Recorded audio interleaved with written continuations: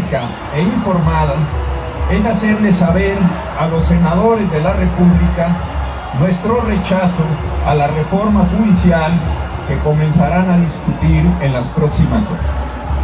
Quienes participamos en esta reunión ciudadana hemos leído el texto aprobado por los diputados federales. Estamos convencidos que los intentos por modificar a los poderes judiciales de nuestro país anteponen los intereses de quienes hoy gobiernan en perjuicio de la convivencia plural de la inmensa mayoría de los mexicanos de hoy y de las generaciones por venir. La propuesta de reforma judicial que está en marcha tiene como justificación un supuesto mandato popular proveniente de las elecciones del pasado 2 de junio. Ello no es así. Quienes votaron ese día por Morena y sus aliados se expresaron por los candidatos que compitieron en esa jornada, no por quienes ya ocupaban un cargo público. Votaron por nuevas personas y nuevas protestas, no por la reelección de nadie, y menos si la propuesta de reformas efectivamente atendiera a las urnas. Habría tenido que considerar que nuestra nación se compone por más de 130 millones de personas y no solo por los votantes de Morena y sus aliados. Tendría que considerar que sus partidarios y sus oponentes tienen las mismas calidades ciudadanas y que en democracia se gobierna para todos. Que una vez concluidas las elecciones, el buen gobierno tiene que ejercerse sin distingos partidistas, que no hacerlo implica insertar el germen de la división y tal vez el de la guerra civil. La propuesta de reforma judicial que está en marcha quiere justificarse en el beneficio al pueblo, en la invocación a ese cuerpo abstracto e ignorado que a lo largo de los siglos y especialmente en estos años ha servido para justificar atrocidades y obtener beneficios. La propuesta de reforma judicial que está en marcha no busca beneficiar a los habitantes de México. Se utiliza para centralizar el poder y minimizar los contrapesos a su ejercicio. Si la reforma judicial se hubiera hecho pensando en los habitantes de nuestro país, hubiera evitado invocar al pueblo y se referiría a las personas, a quienes a diario son víctimas de homicidios, extorsiones, secuestros, desapariciones y otras maneras de vejación cotidiana a que están expuestas. Si la reforma judicial se hubiera hecho pensando en los habitantes de nuestro país, hubiera reconocido los muchos problemas de inseguridad y violencia, así como lo que no se ha hecho para evitarlos, inclusive y con contrición, lo que se ha hecho para incrementarlos desde las bases de la política y sus perversas alianzas. Lejos de reconocer y asumir las faltas propias, se ha optado por crear un chivo expiatorio. Se sostiene que muchos de los males se deben a los jueces, que provienen de su corrupción, elitismo y separación del pueblo, que es por ello que el pueblo, y solo él, puede poner fin a sus males mediante su participación directa. Con respeto a los niños, esta es una narrativa infantil. Lo es por los componentes del relato, por la subestimación de todos nosotros y porque, como en los cuentos para niños, promete un mundo perfecto, redondo, para siempre. Si se quisiera mejorar la condición de los mexicanos frente a la justicia, debió haberse procedido a la modificación de sus componentes básicos, de las policías y sus labores de prevención, de los servicios periciales y sus tareas forenses, de los ministerios públicos y sus capacidades de investigación, del cumplimiento de las sentencias, de la culminación de la reforma procesal en materia penal, mercantil, laboral, familiar y civil que está en marcha, de la multiplicación de los medios alternativos para resolver la mayor cantidad de disputas, de las condiciones carcelarias, de tantas otras cosas que sí tienen que ver con la justicia. Nada de eso quiso hacerse. De haberse hecho, y como en otro relato infantil, las desnudeces gubernamentales hubieran quedado expuestas. Lejos de enfrentar los indudables problemas de la procuración y la impartición de justicia, lo que pretenden hacerse es utilizar a los problemas que han construido para llevar a cabo un movimiento dominado por unos pocos a partir de la invocación a muchos más, para controlar a quienes en las horas finales de este periodo de gobierno podrían exigir la muy republicana rendición de cuentas por lo hecho y por lo dejado de hacer.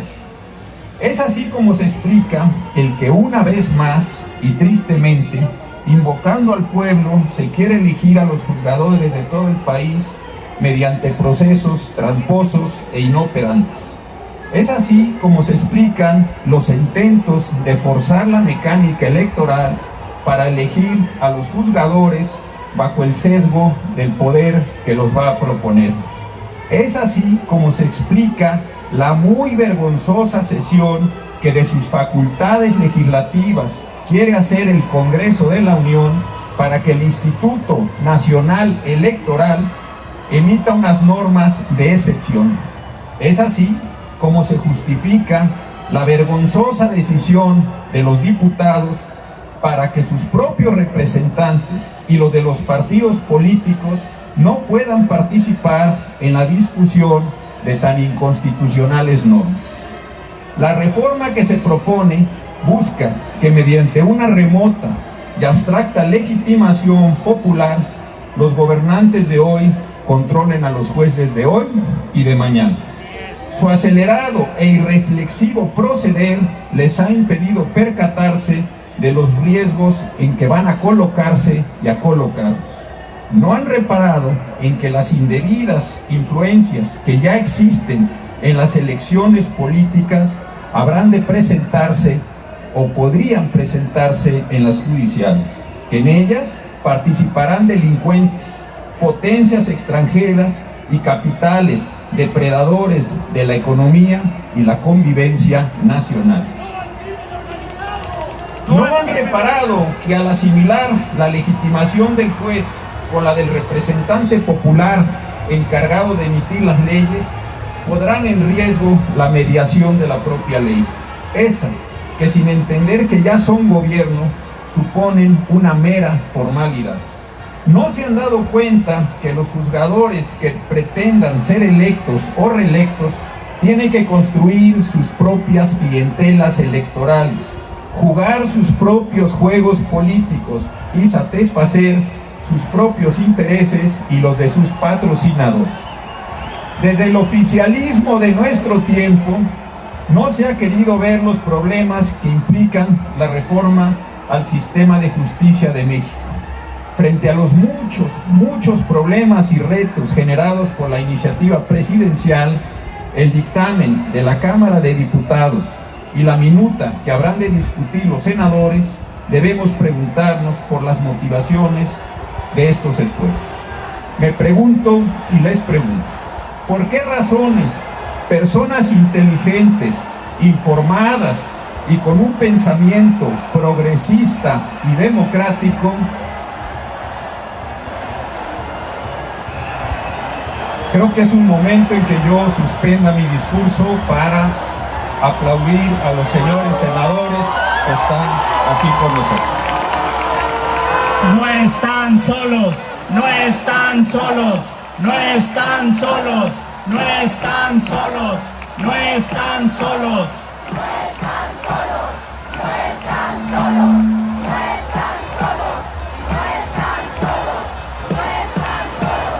No están solos, no están solos, no están solos, no están solos, no están solos.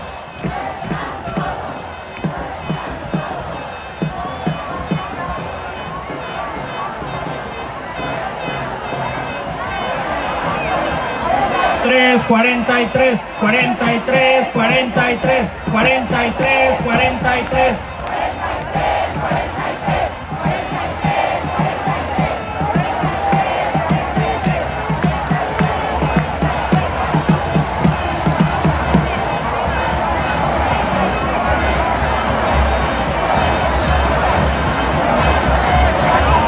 No están solos, no están solos, no están solos, no están solos, no están solos.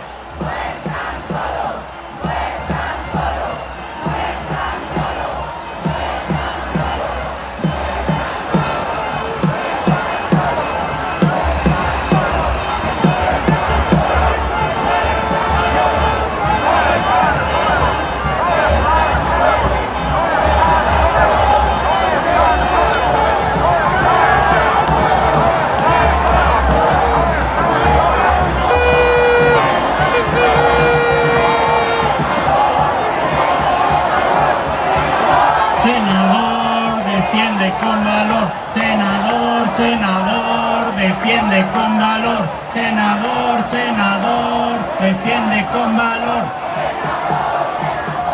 Defiende con valor.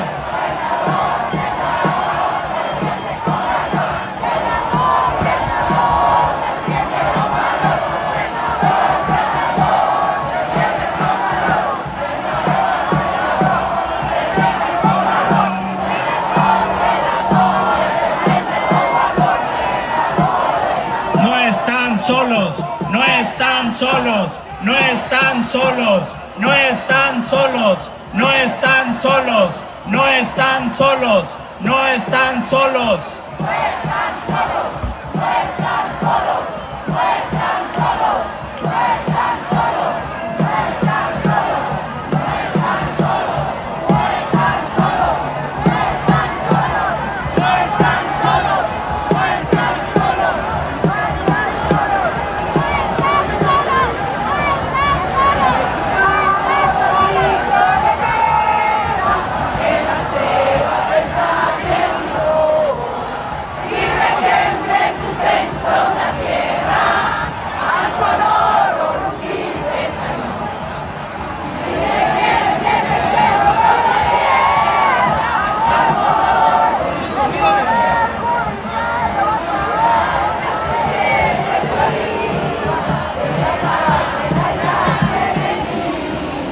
No están solos, no están solos, no están solos, no están solos.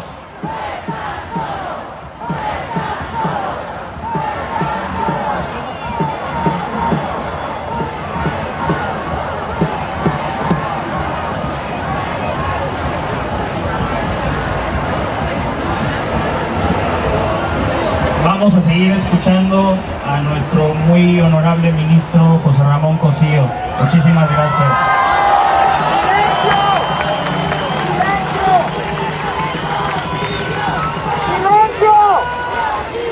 Voy a continuar una vez que los muy distinguidos senadores de la República acaban de incorporarse a sus tareas.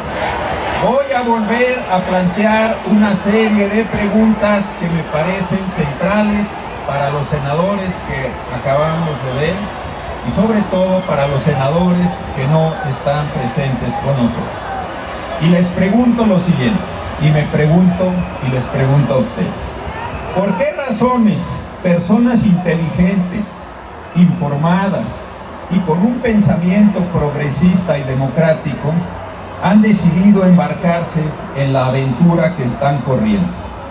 ¿Por qué están dispuestos a arriesgar el futuro de México, su propia hoja de vida y aquello por lo que han luchado a lo largo de sus vidas o en aquello en lo que alguna vez creyeron? ¿Qué necesidad tienen los senadores de incorporarse a una masa en la que no les va a ser posible disentir? ¿Por qué no son capaces de tomarse un tiempo para pensar en las implicaciones de un cambio que no han podido ni han querido discutir abiertamente? ¿Por qué no han querido sopesar lo que implica cambiar para mal el sistema de justicia del país? Más aún, ¿por qué no se animan a sí mismos para sostener su individualidad sin estridencias y sin heroísmos, fundados solos en la convicción de lo que se tiene que ser y se tiene que hacer? Quienes nos oponemos a la reforma no lo hacemos por contradecir a una persona, por importante que todavía lo sea. Quienes nos oponemos a la reforma lo hacemos porque hemos leído y hemos comprendido sus alcances y tal vez sus motivaciones. Quienes nos oponemos a la reforma no consideramos correcto que se invoque a la colectividad pueblo para servirse de él. Por el respeto que tenemos a los habitantes de nuestro país, del país de todos los mexicanos, evitamos servirnos de una abstracción en beneficio propio. Preferimos hablar de personas, de sujetos de derechos y de obligaciones, de quienes tienen que acceder a la justicia determinada en las leyes para convivir entre todos de la mejor manera posible. Es este pensamiento respetuoso hacia el otro, hacia su propio proyecto de vida, el que ha hecho que los juzgadores del país, todos ustedes, hayan decidido levantar la voz y actuar mediante los mecanismos jurídicos y pacíficos que les otorga el derecho. Ha sido este pensamiento el que les ha dado el valor para actuar a todos los compañeros del Poder Judicial de la Federación y a los de muchos de los poderes judiciales de los estados. Unos y otros, todos ellos, han entendido que sus demostraciones pacíficas y respetuosas son la única manera con la que cuentan para salvaguardar sus legítimos derechos laborales, pero sobre todo los derechos a la justicia de todos los habitantes de nuestro territorio nacional. Es la comprensión crítica de las propuestas de reforma judicial lo que ha hecho que los estudiantes y los profesores de Derecho y de otras carreras hayan decidido levantar la voz para apoyar a sus juzgadores y dar a conocer sus preocupaciones. Pensar que los estudiantes y los profesores están siendo manipulados es una falta de respeto para ellos, pero también para quienes desde el poder piensan que solo gobiernan para los suyos porque coinciden con ellos. En la comprensión crítica de las propuestas se han manifestado y se están manifestando aquí y ahora los abogados en lo individual y sus colegios, aquellos a los que han decidido afiliarse voluntariamente. Sus preocupaciones han sido desdeñadas. Se les ha etiquetado de diversas maneras para descalificarlos. No se han querido escuchar ni debatir sus razones. Se ha pensado que al ignorarlos se les quita la razón. En la comprensión crítica de las propuestas a la reforma se han sumado también los sectores sociales, esos que miran con preocupación las similitudes con otros momentos de nuestra historia patria. El que con la misma vehemencia y convicción se diga hablar por el pueblo, tal como en su momento se le hizo hablar al pueblo sobre los fueros y los privilegios, el orden y el progreso, o la marcha siempre ascendente de la Revolución Mexicana. Esas determinaciones que tantas tragedias nos trajeron en el país. Tal como ahora, y con la misma convicción y las mismas muestras de infalibilidad, quienes entonces invocaron al pueblo dijeron representarlo, tal como ahora se hace para querer reformar la justicia nacional. Siempre se habla a nombre del pueblo, suponiendo que se tiene una infalibilidad. Otros tiempos y otros modos con los mismos y fallidos afanes de salvación de todos nosotros. En las próximas horas, México estará frente a una encrucijada histórica. Los 128 senadores de la República tendrán que decidir entre varias posibilidades. En el ámbito personal, cómo quieren verse a sí mismos, cómo quieren integrarse a un movimiento al que habrán de delegarse su decisión, o quieren verse como individuos que conscientemente han decidido actuar por una voluntad propia. En el ámbito de sus responsabilidades públicas, los senadores tendrán que pensar la manera en la que su voto individual y concreto habrá de repercutir en el México por venir. Respetuosamente les pedimos, de forma pacífica, de forma constitucional, que al votar no invoquen la tan manida solución al juicio de la historia. Esta es una fuga del presente en el que tienen que actuar. Con el mismo respeto les pedimos a los 128 senadores que no escapen de sí mismos invocando su mera tranquilidad de conciencia. Como ciudadanos les pedimos que como senadores de la República se enfrenten a sí mismos, sin las mediaciones de sus líderes de hoy, sin los escapismos de las falsas conciencias y sin posponer su propia individualidad en la fantasía de una historia incierta por hacerse. Quienes estamos reunidos aquí, invitamos a los senadores y a las senadoras de la actual legislatura del Congreso de la Unión a que sean amos de sí mismos, a que, como lo quería nuestro poeta Carlos Pellicer, sepan ser héroes de sí mismos, sin estridencias y sin alardes. Los invitamos a que voten con la ambición de saberse libre, con la conciencia de lo que por sí mismos son, en la responsabilidad que por ustedes mismos les confirió el voto popular para guardar y hacer guardar la Constitución de México y las leyes que de ella emanan, para mirar en todo por el bien y la prosperidad de todos los mexicanos, de todos los mexicanos. Muchas gracias.